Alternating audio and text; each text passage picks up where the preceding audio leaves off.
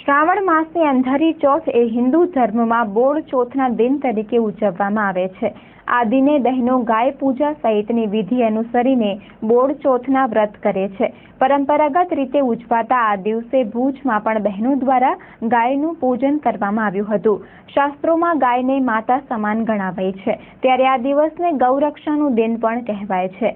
અત્રેની બહેનો દ્વારા ગાયને તિલક લગાવી તેની પૂજન વિધિ કરવામાં આવી હતી. ભગવતી ધામના ગુરુવર્ય શ્રી રાજુભાઈ જોશીના જણાવ્યા મુજબ બોળ ચોથ વિશેની વાર્તામાં સાસુ વહુના સંવાદમાં વહુની ગેરસમજને કારણે ગૌને બદલે ગૌલો એટલે કે વાછરડીને ખાંડી દેવાઈ હતી, પરંતુ ગાય માતાની તાકાતથી તે વાછરડી પુનઃ સજીવ થઈ હતી. ત્યારથી આ દિવસે બહેનો ગાયનું પૂજન કરે છે અને અન્નમાં ગૌનો ઉપયોગ કરતા નથી અને મહિલાઓ આ દિવસે ચાકુ, સૂડી કે છરી વડે કોઈ શાકભાજી કે ફળ કાપતા નથી. આ પ્રસંગે શ્રી રાજુભાઈ તથા ગૌ પૂજન કરવા આવેલ એક બહેને ચંચળ ન્યૂઝ સાથે વાત કરી હતી. આમ આજે શ્રાવણ મહિનાની અંધારી ચોથ, જેને બોળ ચોથ, ગૌલા ચોથ કે બૌલા ચોથ કહેવામાં આવે છે, આજના દિવસે થી ખરેખર તો આપણા સનાતન ધર્મ મુજબ આ એક ગૌરક્ષા, ગૌનું મહત્વ વધારતો દિવસ છે.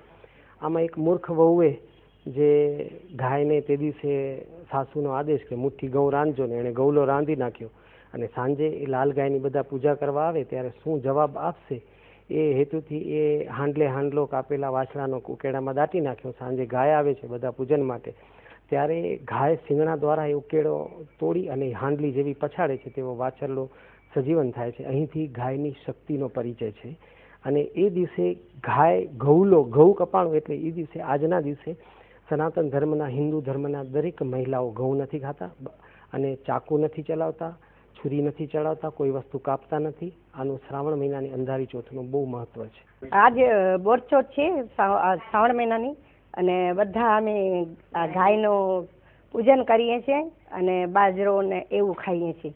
ઘઉં નહીં ખાઈએ એમ આજની તારીખમાં. એમ આ તો ભગવાનનું બધું છે, એનું મહત્વ છે શ્રાવણ મહિનામાં કે આપણે બાજરાનો રોટલો ખાઈએ કે મગ ખાઈએ કે એવું બધું ખાઈએ એમ. બીજું ઘઉં નહીં ખાઈએ. ગાવલાના શું